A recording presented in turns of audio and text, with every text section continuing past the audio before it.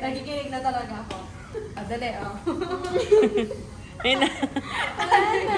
Hindi, hindi, oh.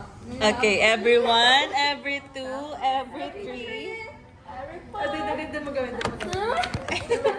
Hindi, yung wage distortion daw, yung parang ipapafeel mo sa ano, sa mga sa senior employee na ano na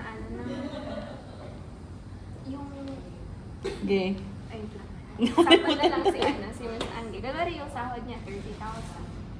Tapos tayong mga entry level biglang Pero nagkaroon 100,000, dapat 100,000. Oh, iti 100,000. Tapos yung entry level, sabi tapos naglabas na yung wage ginawa 90,000.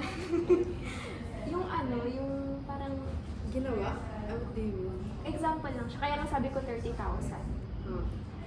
For example, Parang Nahirapan na siya sa example niya. makes them feel less na parang sobrang liit lang nung gap sa sahod nila.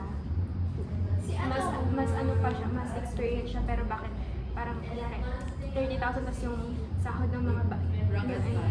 27,000, 3,000 lang yung difference ng sahod nila. Parang si ano, si Simi. Ganun yung mangyayari kung na-implement yung ano.